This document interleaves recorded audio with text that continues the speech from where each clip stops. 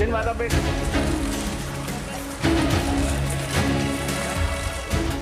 Pengacara asal Solo Muhammad Taufik menggugat ijazah Presiden ke-7 Joko Widodo ke Pengadilan Negeri Solo pada 14 April lalu.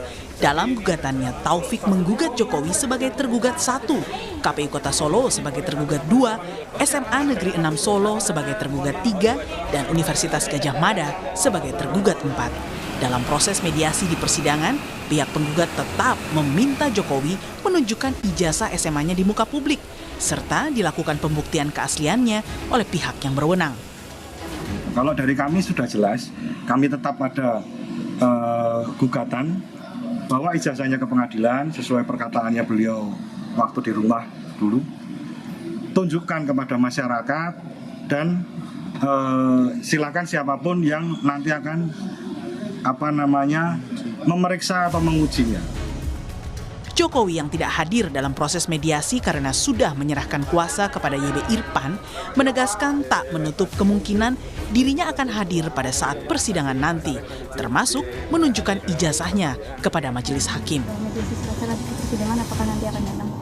Kalau diperlukan. Pun akan juga membawa ijazah? Kalau diperlukan, kita di Polda Metro Jaya diharuskan membawa ijazah asli, ya kita bawa. Semuanya dari SD, SMP, SMA. Tak hanya ijazahnya yang digugat, persoalan mobil SMK yang sempat menjadi ikon kala Jokowi menjadi wali kota Solo kini menghadapi gugatan wan prestasi dari warga yang gagal beli di Pengadilan Negeri Solo. Sang penggugat, Aufa Lukmana Rea, yang merupakan anak koordinator masyarakat anti korupsi Boyamin Saiman, menggugat Joko Widodo, mantan Wapres Ma'ruf Amin, serta PT Solo Manufaktur Kreasi.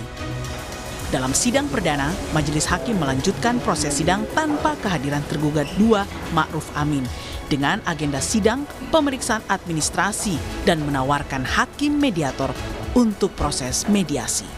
Widi Nugroho, Kompas TV, Solo, Jawa Tengah.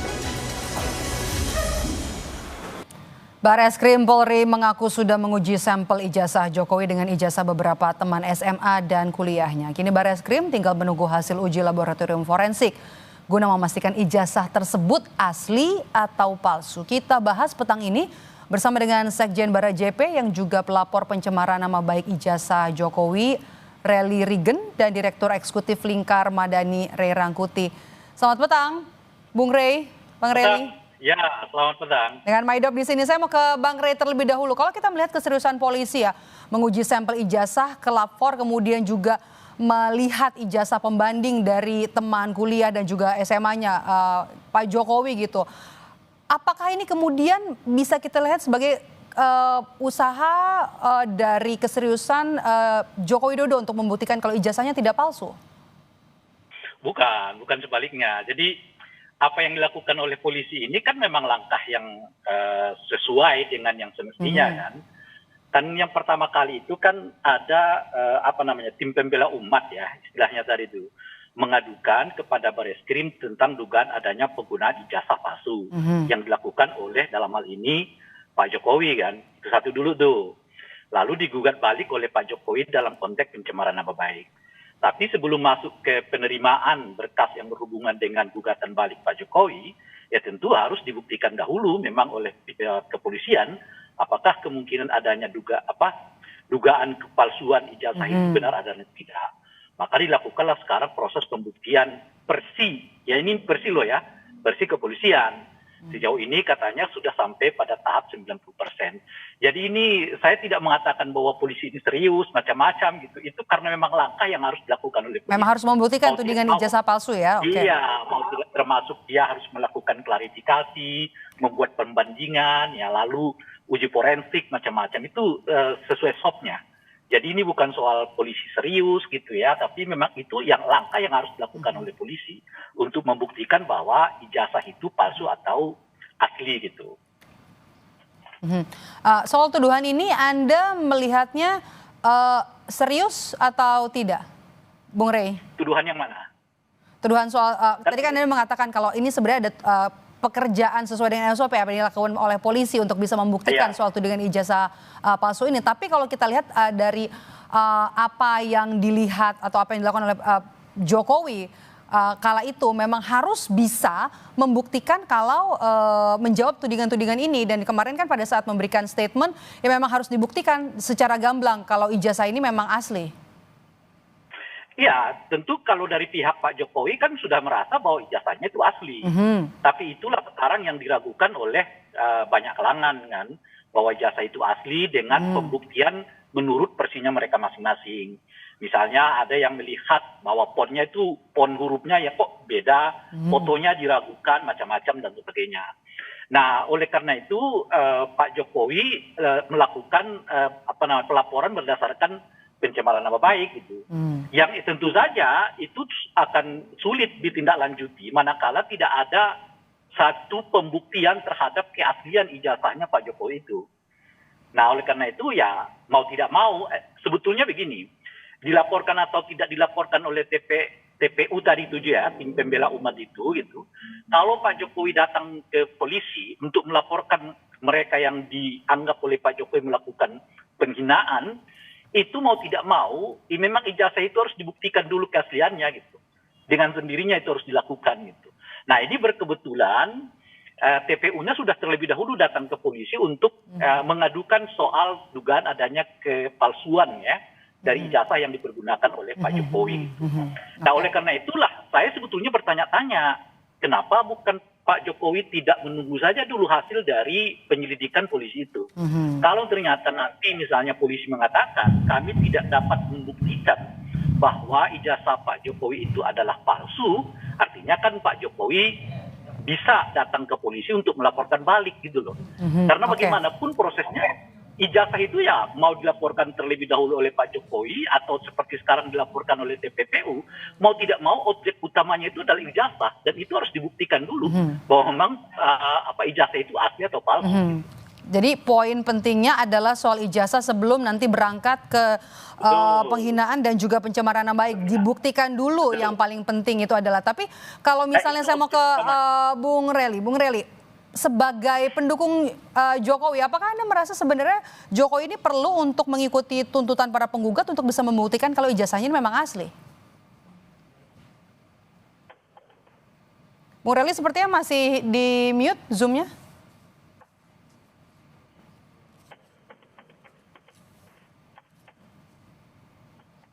Bung Rely, kami masih belum bisa mendengar suara Anda.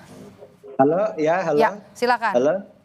Ya, itu kan proses hukum sudah berjalan, baik yang terlapor atau yang dilaporkan.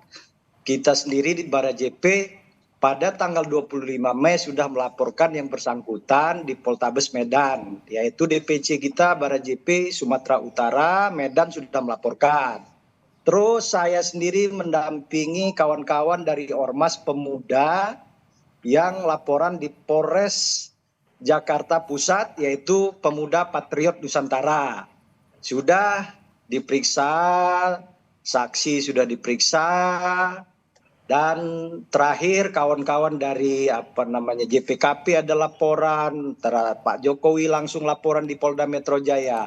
Ya sekarang proses penegakan hukum, laporan sudah masuk, tinggal aparat penegak hukum, ya, polisi segera, jangan berlarut-larut. Artinya supaya hal ini tidak terus berulang. Kejadian ini kan, proses seperti ini kan udah sering. Saya sendiri dulu Rocky Gerung saya yang laporin itu di Bareskrim. Di Korni saya laporin langsung. Ditolak di Bareskrim karena memang delik aduannya harus yang bersangkutan. Nah kalau kita para JP ini nggak main-main.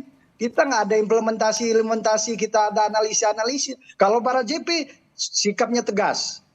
Sudah dari 10 tahun ini kami laporkan terus siapapun yang melakukan hate speech, mengajak, membenci Jokowi kami laporkan. Gak ada kami analisa-analisa, dia salah itu.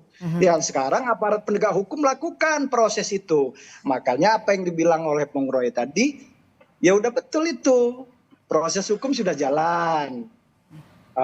TPU sudah pernah melaporkan, kita juga sudah melaporkan baik simpatisan, relawan atau masyarakat. Nah sekarang kita lihat aja di penegak hukum kita supaya ini tidak menjadi sumir gitu, tidak menjadi ini. Kalau Barajp sikapnya tegas dari awal nggak ada analisa-analisa, kita lapor.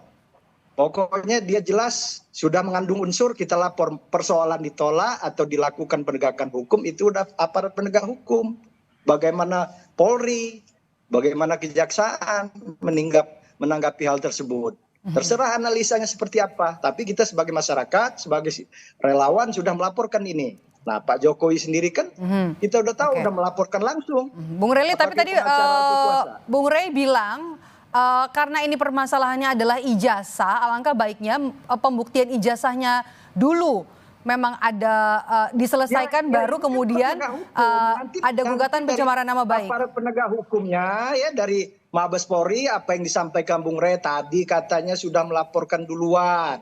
Si ini sudah melaporkan duluan, nanti mana yang bisa diproses itu lebih cepat? Aparat penegak hukum baik yang di Mabes Polri atau yang Jakarta Pusat atau yang di Sumatera Utara atau yang di di Solo ataupun yang di Bekasi, proses hukum. Mana yang merasa lebih duluan, ini kan masalahnya pembuktian. Nanti apa yang disampaikan oleh Kabar Eskrim, apa penyidik tadi dari Mabes, laporan DPI itu kan apa lab forensiknya kan dilakukan. Gitu. Bang Rey, Barajep melihat kalau sudah mengandung unsur sudah patut dilaporkan ke polisi. Kalau itu sih semuanya kan dasar hukumnya. Kalau ada keyakinan orang per orang yang mengatakan bahwa terjadi pelanggaran hukum, dibawa ke proses hukum. Tapi kan keyakinan orang belum tentu jadi hukum kan. Yang jadi hukum itu nanti ya putusan pengadilan.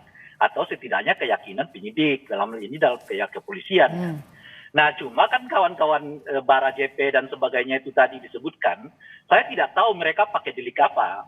Kalau deliknya misalnya pencemaran nama baik, ya tadi udah dinyatakan itu susah diterima oleh penyidik karena delik dari pencemaran nama baik itu hanya bisa dilaporkan oleh orang yang bersangkutan kan, orang yang merasa objek dari penghinaan itu kan. Tapi kalau pakai delik yang lain, misalnya penghujatan lah, inilah itu bisa saja terjadi, artinya bukan penghujatan, istilahnya apa nama itu ya, mobilisasi untuk melakukan kericuhan misalnya dan sebagainya lah. Tapi itu di luar itu sudah Bung Rey utarakan itu. Salah satunya kita tahan dulu Bung Rey. Dulu ya. Nah itu tentu saja bisa ya ditindaklanjuti. Tapi mau deliknya apapun ya, deliknya pencemaran nama baik, penghasutan ya dan sebagainya itu harus dimulai dengan pembuktian terhadap keaslian ijazah itu titik pangkalnya gitu. Jadi kalau ijazahnya dianggap tidak palsu ya tentu delik-delik yang tadi bisa berlaku. Tapi kalau ternyata dapat dibuktikan bahwa ijazahnya itu adalah palsu, ya dengan sendirinya tuntutan penghinaan, tuntutan dari penghasutan macam-macam itu dengan sendirinya gugur secara hukum. Karena udah bisa dibuktikan memang ijazahnya adalah palsu gitu. Nah persoalannya mungkin di satu segi yang lain itu adalah soal apakah hasil dari penyelidikan yang akan dilakukan ini betul-betul juga akan dapat diterima secara langsung oleh publik. Karena kan upaya Pak Jokowi untuk membuktikan bahwa ijazahnya itu asli kan juga nggak kurang-kurang kan sebenarnya. Meskipun fisiknya sampai sekarang ini belum disampaikan oleh beliau kepada publik kan. Tapi masalahnya memang ada keraguan yang begitu besar gitu. Nah, yang saya mau katakan begini. Ini kan polisinya masih Kapolrinya itu masih Pak Sigit ya kan. Lalu macam-macam lah. Dan kemarin misalnya ada Menpri polisi yang berkunjung ke rumah Pak Jokowi. Oke. Artinya Anda membaca ada keraguan ya Bung Rey. Tanggapan Anda Bung Rely? Yang saya mau katakan persis. Jadi kalau suasananya seperti ini memang dibutuhkan transparansi yang sangat kuat dari institusi polisi bahwa mereka bekerja sebenar-benarnya objektif, ya profesional. Mengingat ada background di belakang itu. Misalnya Kapolrinya itu Sigit yang kita kenal sangat dekat dengan Pak Jokowi kan. Lalu ada kemarin kunjungan para sesmen kita sampai di situ, tahan dulu. Bung Rely, tanggapan Anda? Kalau analisanya sumir seperti itu saya nggak sepakat. Oleh karena itu karena kalau memang berdasarkan seperti itu, waktu Pak Presidennya Pak Jokowi, saya langsung melaporkan saudara Rocky Gerung, tapi ditolak. Saya langsung, nggak pakai yang lain. Jadi kalau memang berdasarkan itu, waktu Pak Jokowi sebagai presiden, saya langsung melaporkan namanya si saudara Rocky Gerung. Saya langsung melaporkan saudara Korni itu, nggak ada pihak-pihak orang lain. Badan saya ini pakai suara kuasa dari para JP, saya langsung ditolak. Demi Allah saya, kita ini sama-sama muslim, demi Allah saya ditolak, Bang. Itulah artinya supaya kita sama-sama mengambil ini secara analisa kita Fik, kalau memang proses hukum itu bisa dilakukan 5-10 tahun yang lalu, itu sudah bisa proses karena saya langsung pelapornya dan ditolak. Kebayang nggak Abang? 3-4 hari ke Barreskrim bolak-balik ditolak. Jadi itulah kali. Jadi saya harap kawan-kawan jangan menganalisanya terlalu jauh. Apalagi sekarang presidennya Pak Prabowo. Lagi kok jelas beliau konsisten. Kita lihatlah sekarang ini kan nggak ada yang ditutup-tutupin. Kita sama-sama terbuka aja lah. Tapi nanti di pengadilan jangan dibelot-belotin lagi. Ini kita sama-sama percaya aja penegak hukum hari ini. Ya, kita udah serahkan. Kalau ada ahli forensik, saksi ahlinya nanti biar penegak hukum pengacara yang menyajikan di muka persidangan. Oke. Bang Rey, ya. Sebagai aktivis, bagaimana kemudian Anda membaca situasi yang saat ini dihadapi oleh Jokowi? Gugatan kemudian yang diterima secara bertubi-tubi, kemudian ada ijazah palsu, kemudian wan prestasi mobil SMK saat sedang sudah tidak lagi berkuasa. Iya, ini presiden yang boleh disebut memecahkan rekor ya. Kalau ada pakai museum-museum rekor tuh kayaknya boleh masuk tuh. Itu mantan presiden yang paling banyak digugat setelah beliau lengser. Dan beliau Pak Jokowi adalah mantan presiden yang datang ke polisi untuk melaporkan pencemaran nama baik. Jadi ada dua tuh rekornya. Rekor pertama adalah mantan presiden yang paling banyak digugat pasca beliau lengser gitu ya. Yang kedua adalah presiden pertama di Republik ini yang datang ke polisi melaporkan dugaan adanya pencemaran nama baik. Jadi, ya itu kan sebetulnya sesuatu yang sudah kita diskusikan dari dahulu ya kan, bahwa apa yang dilakukan oleh Pak Jokowi pada masa pemerintahannya itu dengan sendirinya akan dapat dituai pasca beliau setelah tidak jadi presiden. Dan ya ini yang kita lihat akhir-akhir ini kan. Jadi ya mau tidak mau ya di satu segi mungkin kita menganggap aduh masalah kita masih begini-begini aja gitu. Tapi ini memang masalah-masalah yang sudah bisa kita duga sejak dari awal gitu, bahwa persoalan-persoalan ini akan muncul. Termasuk di dalamnya yang terakhir ini adalah gugatan terhadap pelengseran Gibran. Ini semua bukan sesuatu yang mendadak, sesuatu yang sebetulnya udah bisa didiskusikan, kita bisa bicarakan, kita bisa prediksi sejak dari dahulu. Karena masalah-masalah yang seperti ini. Bicara soal rekor tadi, Anda menyebut soal rekor, Bang Rey, ada kemungkinan nggak ini jadi gimmick politik?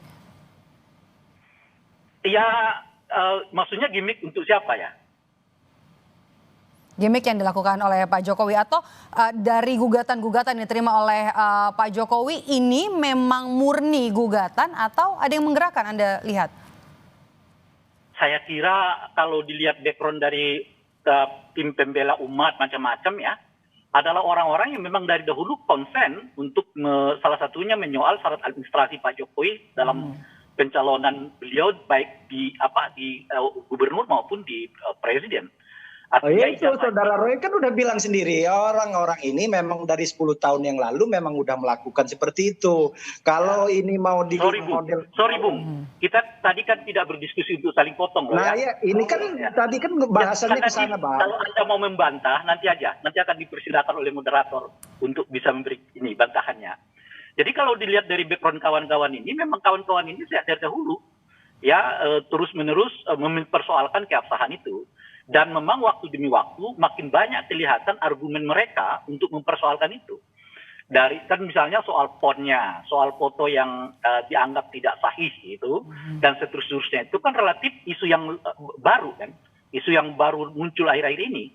Kalau dahulu belum sampai ke arah itu kelihatan diskusinya gitu. Jadi makin ke sini makin banyak kelihatan bahan yang dikumpulkan oleh rekan-rekan yang memang sejak dari awal kelihatan mereka ragu terhadap keaslian ijazahnya Pak Jokowi itu, sehingga membuat mereka juga makin intensif. Ditambah tentu saja saat yang bersamaan Pak Jokowi bukan lagi presiden gitu ya, sehingga keraguan-keraguan seperti yang kita sebutkan itu tadi sedikit banyak mungkin berkurang. bahwa misalnya kalau di waktu beliau diadukan, kita sudah lihat 2 orang yang sering mempersoalkan ijazah Pak Jokowi itu kan akhirnya kita sudah dapat poinnya, gitu ya. Bung Rely silakan singkat saja tanggapan Anda. Ya, itu kan apa yang disampaikan Bung Rey itu kan dia sudah buat premnya tersendiri. Ya, tadi kan udah saya sampaikan. Roy Suryo dan kawan-kawan ini kan dari 10 tahun yang lalu, dari Pak Jokowi jadi presiden. Pertama juga memang karena jagonya kalah, periode kedua karena jagonya kalah, yang ketiga ini juga jagonya kalah. Ya kalau memang ini kan negara demokrasi, pasca reformasi kita udah sama sepakat kok. Ini pemilihan langsung. Ini bukan dipilih 100-200 ribu orang. Jadi apa sekarang proses demokrasi sudah berjalan, kita sudah lakukan pemilihan langsung yang dicoblos oleh masyarakat, baik itu pemilihan kepala daerah, pemilihan kepala desa, presiden, gubernur. Ini dipilih bukan oleh 1, 2, atau 100, 300 orang. Puluhan juta orang memilih ini dan menggunakan anggaran negara yang besar. Bukannya dicoblos 1-2 orang. Kalau bisa besok saya bawa 100 ribu orang untuk menjatuhkan presiden, saya bawa. Kalau bisa modal gitu. Kalau kita mau, kalau memang hebat nyalon presiden 2009, ayo. Ayo, siapa jagonya sekarang 2029, ayo. Oke. Nah, maksud saya kita hargai proses demokrasi ini. Nah, kalau memang jagonya hebat. Oke, kita masih harus tunggu. Tadi seperti yang disampaikan Bapak-Bapak soal pembuktian ijazah, langkah dari kepolisian, termasuk juga kita harus menunggu hasil lapor soal keaslian ijazah dari Joko Widodo. Terima kasih sudah bergabung bersama kami, Rely Rigen dari Barajp dan juga dari Lingkar Madani, Bang Ray Rangkuti. Selamat sore, Bapak-Bapak.